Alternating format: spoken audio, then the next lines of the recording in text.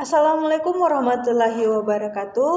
Perkenalkan, nama saya Nur Cahaya Kasman RN dari Prodi Teknologi Informasi Institut Sains, Teknologi dan Kesehatan Aisyah Kendari. Di video saya ini saya akan menjelaskan sedikit isi jurnal dari Bapak William Stillings yang berjudul Computer Organization and Architecture Design for Performance 8 Edition, di mana saya mengambil atau membahas chapter 8 atau bab 8 yang berjudul Operasi Sistem Support. Simak video saya. Baik, di video saya ini saya akan menjelaskan secara singkat atau secara ringkas tentang Operating System Support. Baik, adapun pengertian dari operasi sistem support adalah merujuk pada rangkaian tugas atau aktivitas yang dilakukan untuk mendukung dan memelihara sistem informasi atau teknologi seperti perangkat keras hardware, perangkat lunak, software, dan jaringan. Tujuan utamanya ialah untuk mendukung sistem operasi. Baik, adapun pengertian sistem operasi adalah perangkat lunak yang mengontrol eksekusi program pada prosesor dan mengelola sumber daya prosesor dengan jumlah fungsi yang dilakukan oleh operasi sistem, termasuk penjadwalan, proses, dan manajemen memori. Hanya dapat dilakukan secara efisien dan cepat jika perangkat keras prosesor menyangkut kemampuan untuk mendukung operasi sistem. Baik, adapun hampir semuanya prosesor mencakup kemampuan tersebut pada tingkat yang lebih besar dan lebih kecil, termasuk perangkat keras pada manajemen memori virtual dan perangkat keras manajemen proses gudang. Perangkat keras biasanya juga tercangkup beberapa register dan buffer. Tujuannya ialah sebagai sirkuit untuk melakukan tugas-tugasnya untuk memanajemenkan sumber daya dasar. Adapun beberapa fungsi tentang operasi sistem yaitu memanajemenkan memori, di mana kebanyakan kontemporer sistem operasi menyertakan kemampuan memori virtual, yang dimana memiliki dua keuntungan. Pertama, suatu proses dapat berjalan di memori utama tanpa semua instruksi dan data untuk program itu ada di memori utama pada suatu waktu. Yang kedua, yaitu total ruangan memori yang tersedia untuk suatu program mungkin jauh melebihi memori utama yang sebenarnya pada sistem. Di mana meskipun manajemen memori ini dilakukan secara bentuk perangkat lunak, tetapi operasi sistem juga mengendalikan dukungan perangkat keras pada prosesor, termasuk perangkat keras paging dan segmentasi. Jadi, operasi sistem adalah program yang mengontrol eksekusi, aplikasi, dan bertindak sebagai antarmuka antara pengguna dan perangkat keras komputer. Tujuan utama dari sistem operasi ini adalah untuk memberikan kemudahan dan efisiensi. Operasi sistem juga menyembunyikan detail perangkat keras dari pemrograman dan menyediakan antarmuka yang memudahkan pengguna sistem oleh aplikasi, di mana sistem ini terdiri dari program sistem dan utilitas yang membantu pemrograman dan mengembangkan aplikasi serta mengelola sumber daya komputer. Operasi sistem juga menyediakan layanan penting untuk membuat suatu program, eksekusi program, akses perangkat, input-output, mengelola file, akses sistem, dan deteksi kesalahan, serta akuntansi. Operasi sistem juga mengelola sumber daya komputer, termasuk memori utama dan perangkat input-output, serta mengontrol akses ke sumber daya tersebut. Operasi sistem juga berbeda dari perangkat lunak lainnya, di mana dia berfungsi sebagai program yang dieksekusi oleh prosesor, tetapi juga sering melepaskan kontrol agar prosesor dapat menjalankan program lain sebelum kembali mengontrol untuk melanjutkan tugas berikutnya. Jadi itu pengertian dari sistem operasi atau operasi system support. Adapun dari prefeksi prosesor operasi sistem di mana mengelola eksekusi pekerjaan dengan cara mengalihkan kendali antara pekerja dan pengguna serta monitor, di mana prosesor mengeksekusi instruksi dari monitor untuk memuat dan menjalankan pekerjaan pengguna, lalu kembali ke monitor setelah pekerjaan selesai. Adapun pekerjaan monitor di mana menangani masalah penjadwalan dengan memastikan bahwa pekerjaan yang dieksekusi tanpa waktu berhenti.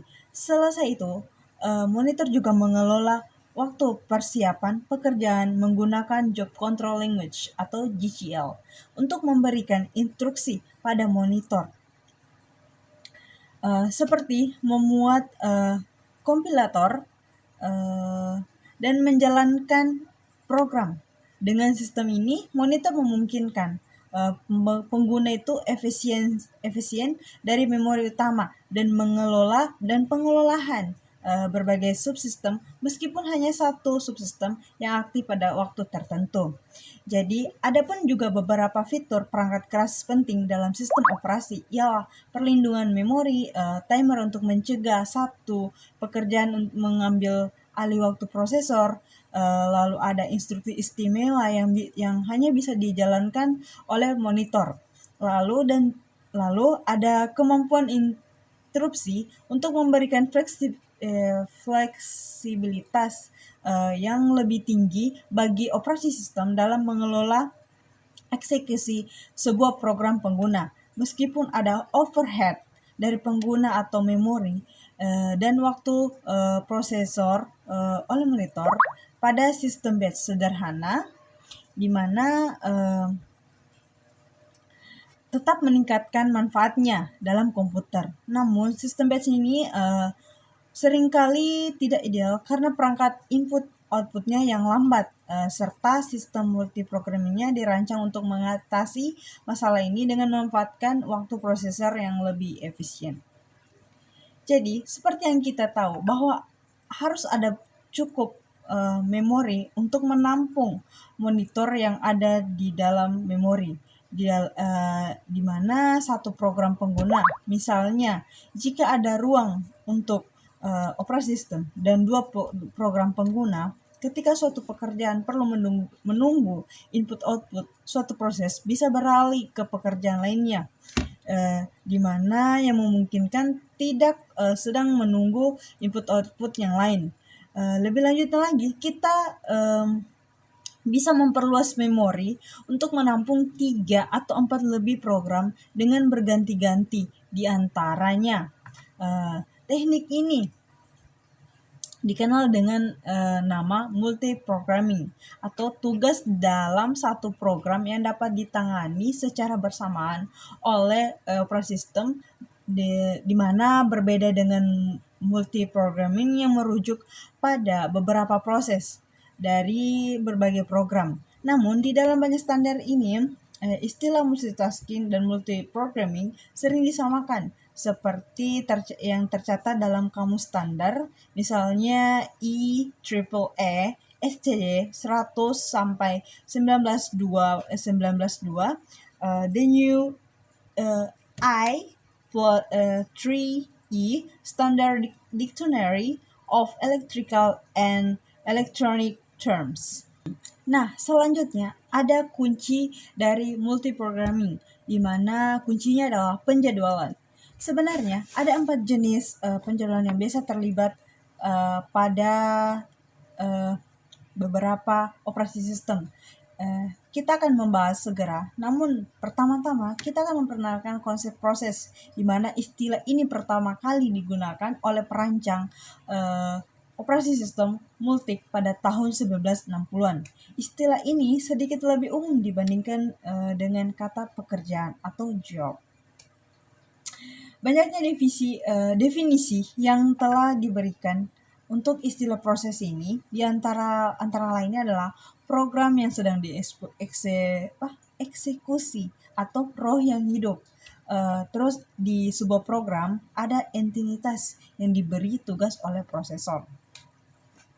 Baik, kita akan langsung melangkah pada penjelasan penjadwalan pada multiprogram, di mana ada penjadwalan jangka panjang menentukan program mana yang akan diterima di dalam sistem untuk diproses. Dengan demikian, penjadwalan ini dapat mengontrol tingkat multiprogramming atau jumlah proses dalam memori, di mana setelah diterima, sebuah pekerjaan atau program digunakan menjadi sistem pada sebuah proses yang baru dibuat.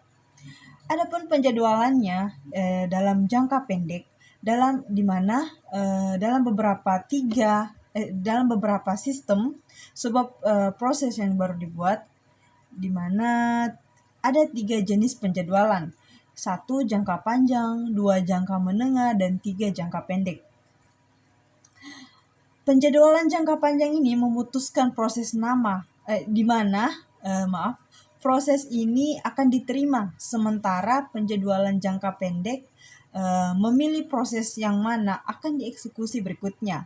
Proses ini dapat memiliki berbagai status selama siklus hidupnya, dan penjadwalan ini harus mempertimbangkan faktor-faktor seperti manajemen memori dan tingkat multiprogramming. Nah, saya akan memberikan satu contoh perjalanan prosesor, di mana contoh ini kita dapat mulai dari titik ketika proses A sedang berjalan. Nah, saya akan memberikan sedikit penjelasan tentang proses ini, di mana saya akan memberikan contohnya, di mana contohnya ini kita bisa mulai dari titik proses A yang sedang berjalan, di mana prosesor ini akan mengeksekusi instruksi dari program yang ada di partisi memori A. Pada titik tertentu, prosesor akan berhenti mengeksekusi instruksi dalam memori A dan mulai mengeksekusi instruksi di area operasi sistem. Hal ini terjadi karena 3 alasannya. Pertama, proses A mengeluarkan panggilan layanan, misalnya permintaan input-output ke operasi sistem. Eksekusi A ini ditanggungkan hingga panggilan ini dipenuhi oleh sistem operasi. Yang kedua, proses A menyebabkan interrupt, di mana interrupt ini adalah sinyal yang dihasilkan perangkat keras untuk prosesor. Ketika sinyal ini terdeteksi, prosesor akan berhenti mengeksekusi A dan beralih ke penanganan interrupt di operasi sistem. Lalu, berbagai aktivitas yang terkait pada memori A akan menyebabkan interrupt. Contohnya, termasuk kesalahan seperti mencoba mengeksekusi instruksi yang dilindungi atau timeout. Untuk mencegahnya, satu proses menguasai prosesor. Setiap prosesor memiliki proses yang hanya diberikan waktu singkat untuk menggunakan proses tersebut. Dan yang ketiga, ada beberapa peristiwa yang tidak terkait dengan prosesor atau proses memori A yang memerlukan perhatian yang menyebabkan interrupt. Contohnya adalah penyelesaian operasi sistem input-output. Jadi itu adalah contohnya. Jadi di dalam kasus ini hasilnya adalah sebagai berikut, di mana hasilnya itu proses penyimpanan data konteks ini dan perhitungan program memori A, block control, di mana kemudian mulai mengeksekusi operasi sistem. Di mana operasi sistem ini dapat dilakukan dengan beberapa pekerjaan seperti memulai input-output, kemudian bagian penjadwalan jangka pendek dari operasi sistem itu memutuskan proses mana yang harus dijalankan selanjutnya. Jadi di dalam contoh ini ada proses B yang dipilih, di mana operasi sistem ini memberikan instruksi kepada prosesor untuk mengembalikan data ke konteks B dan melanjutkan eksekusinya ke memori B lagi dari titik yang terakhir. Jadi contoh sederhana ini menunjukkan cara kerja dasar pada penjadwalan jangka pendek, di mana menunjukkan elemen utama pada sistem operasi, di mana melibatkan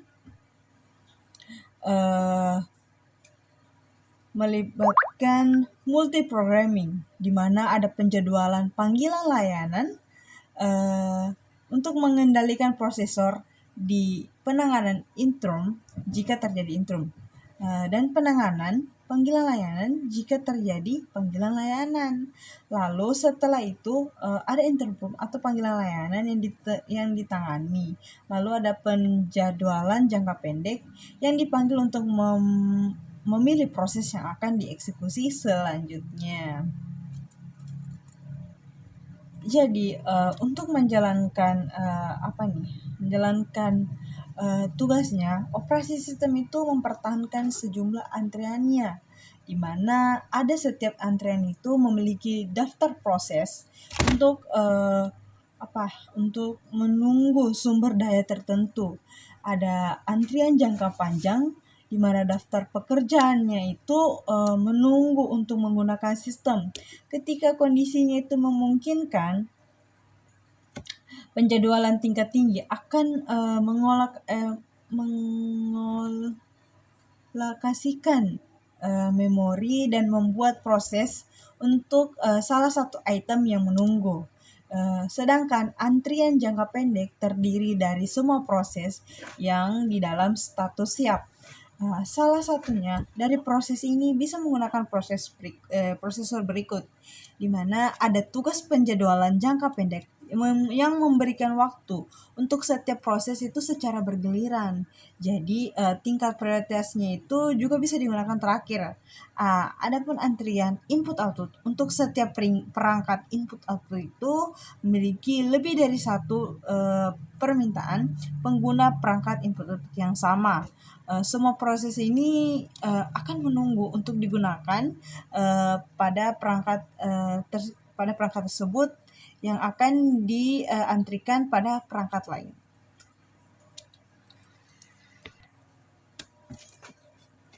Nah, lanjut ke penjelasan tentang sistem uniprogramming, di mana memori utamanya itu dibagi menjadi dua.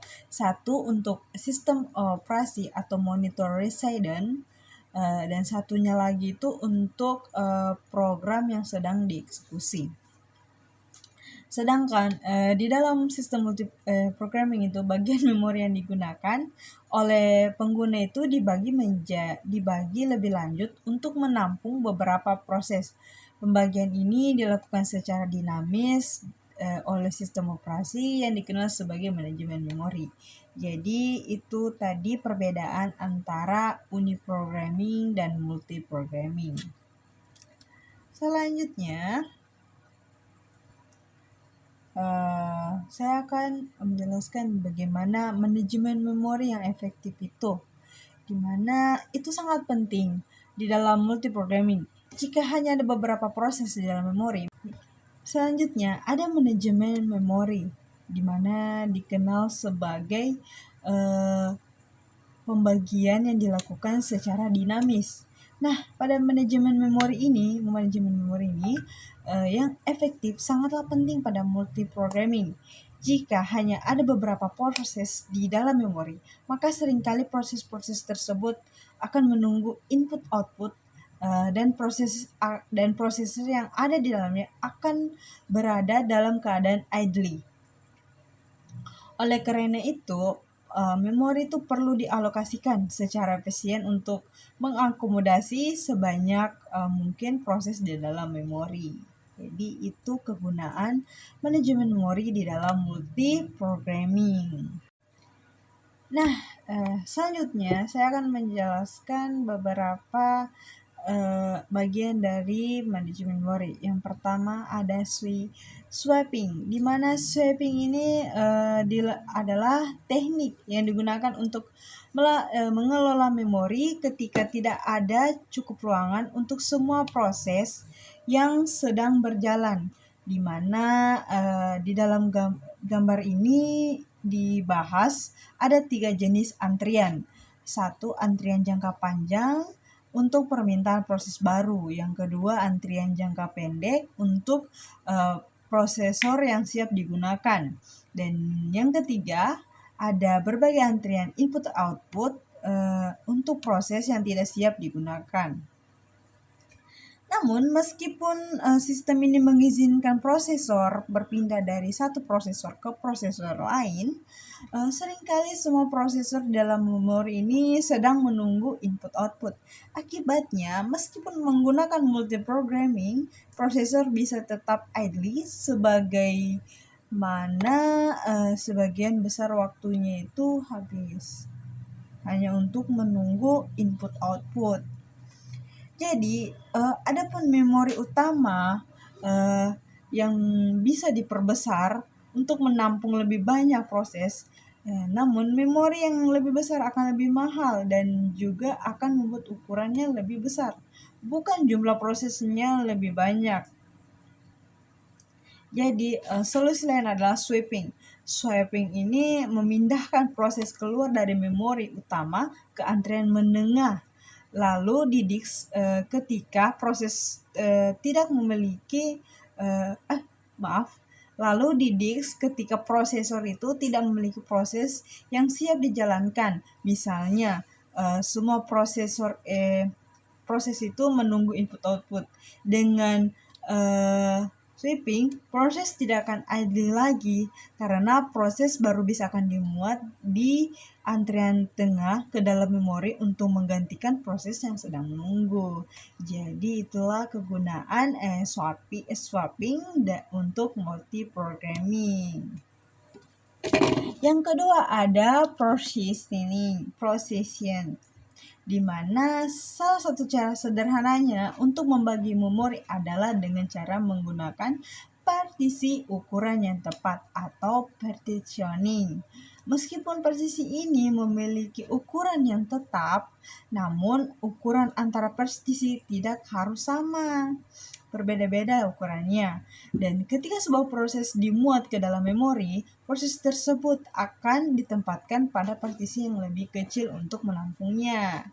Namun, meskipun menggunakan persis di ukuran yang tetap, yang tidak sama, maka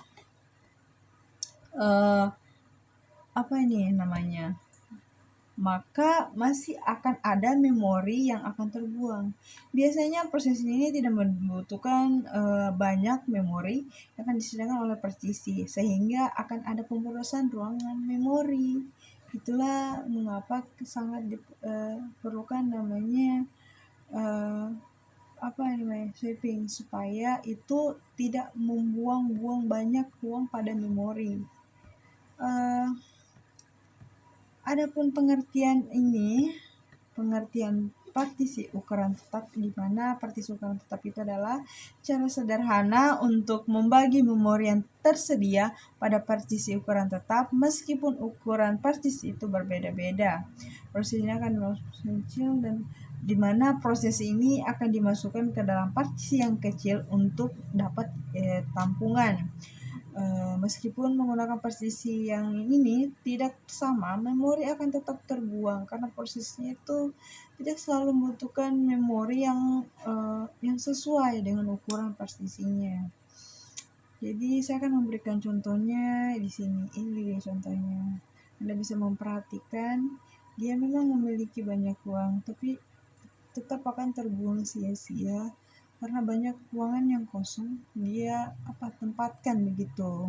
Nah, dari gambar ini misalnya sebuah proses yang memerlukan 3 MB, memori akan ditempatkan di partisi 4 MB.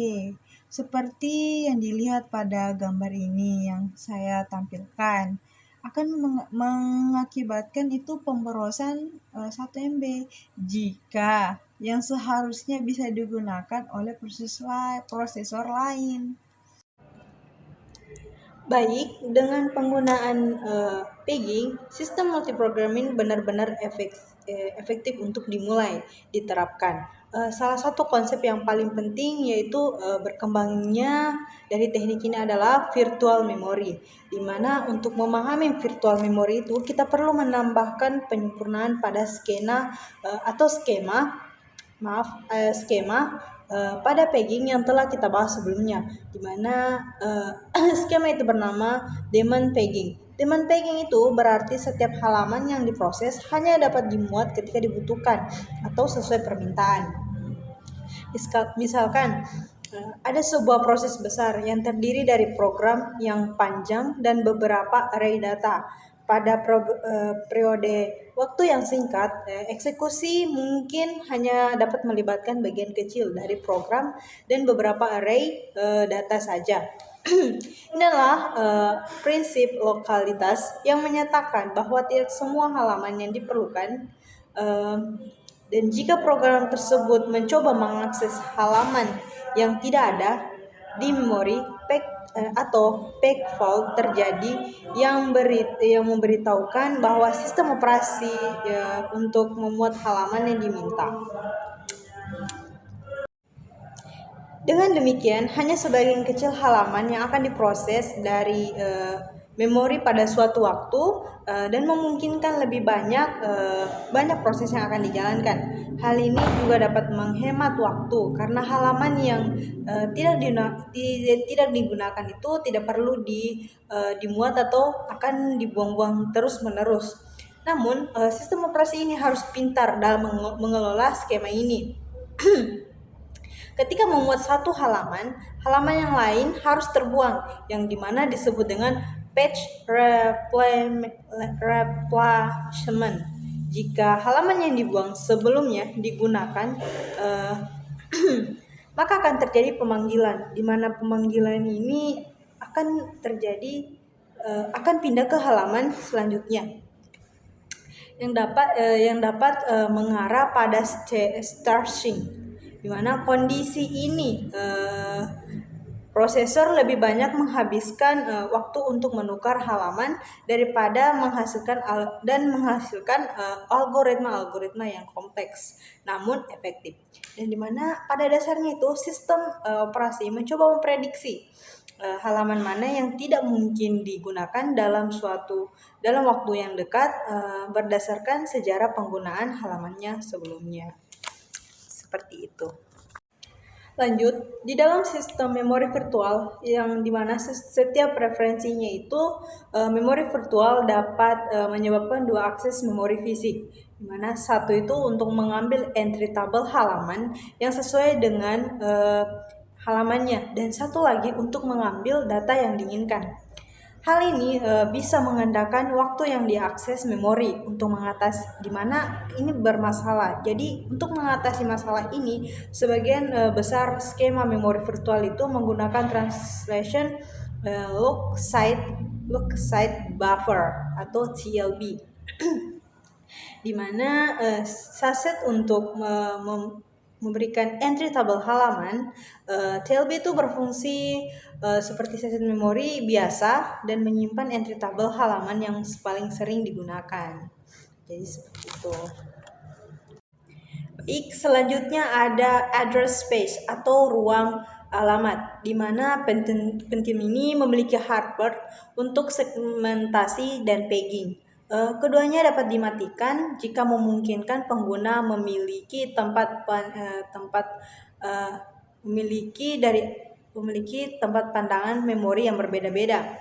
Nah, memori pertama itu yaitu memori tanpa segmentasi atau tanpa pegging, di mana alamat virtualnya itu sama dengan alamat fisik yang berguna dalam aplikasi untuk mengontrol kebutuhan kompleksitas rendah dan kinerja tinggi. Yang kedua itu ada memori tanpa segmentasi dengan pegging, di mana memori ini dipandang sebagai ruang alamat linear yang partisi. Perlindungan dan manajemennya itu memori dilakukan melalui pegging ini, yang disukai oleh beberapa sistem seperti Berkeley Unix. Yang ketiga, ada memori dengan segmentasi tanpa pegging, di mana memori ini dipandang sebagai kumpulan ruangan alamat yang logis. Keuntungan dalam pendekatan ini dibandingkan dengan pegging adalah perlindungan yang dapat dilakukan hingga tingkat byte tunggal yang jika diperlukan.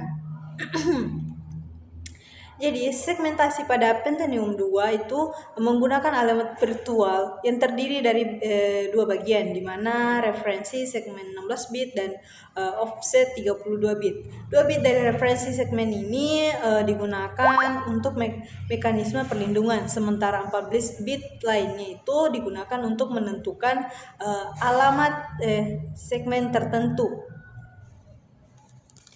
Dengan ini, memori tanpa segmentasi, ruang memori virtualnya itu dapat digunakan itu sebesar 4 GB atau 232. Namun, memori dengan segmentasi yang seperti itu, ruang memori yang virtualnya yang tersedia itu dapat mencapai 62 TB atau 246 TB.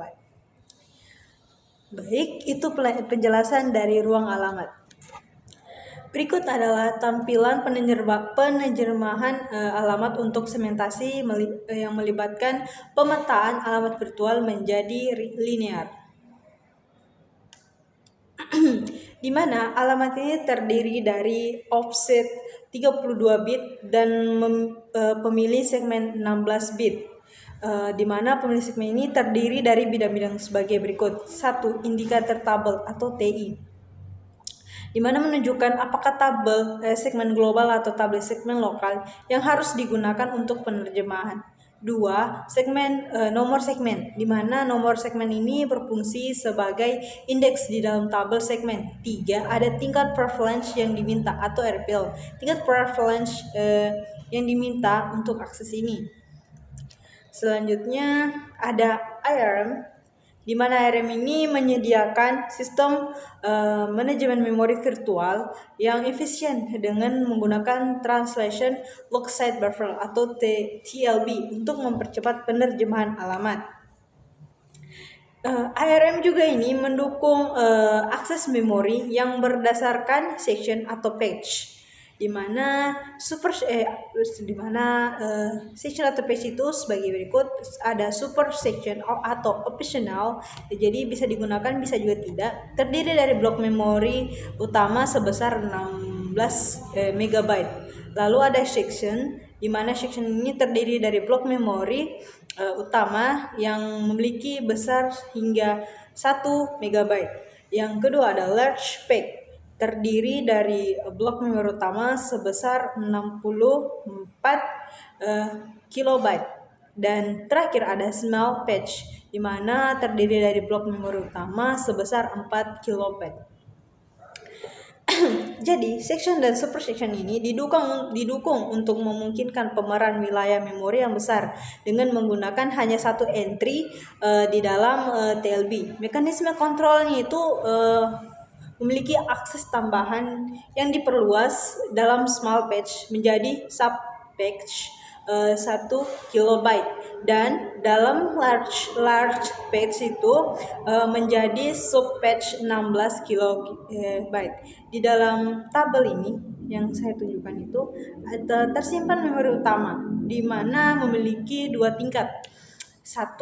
Tabel tingkat pertama itu menyimpan penerjemahan section atau subsection serta pointer ke dalam tabel tingkat 2. Yang kedua ada tabel tingkat 2 yang menyimpan penerjemahan large patch dan small patch. Oke, selanjutnya, ada pun masalah-masalah dalam sistem operasi yang sering kita dapatkan. Misalnya, kita memiliki satu komputer multiprogramming, di mana setiap pekerjaan itu memiliki karakteristik yang sama. Dalam satu periode komputasi TIT, separuh waktu dihabiskan untuk melakukan input-output, di mana separuh lainnya adalah aktivitas prosesor. Setiap pekerjaan itu memiliki berjalan sama total dengan total periode. Hitungan turnaround time-nya itu ada turnaround time, ada drop path dan utilasi prosesor untuk satu atau dua atau empat pekerja yang secara simultan. Yang kedua itu mengapa algoritma itu penjadwalannya tertentu mendukung program itu bound tanpa menolak akses proses secara permanen dan program prosesor sebelum. Dan masih banyak lagi masalah-masalah yang bisa kita bahas jika kita membaca buku ini.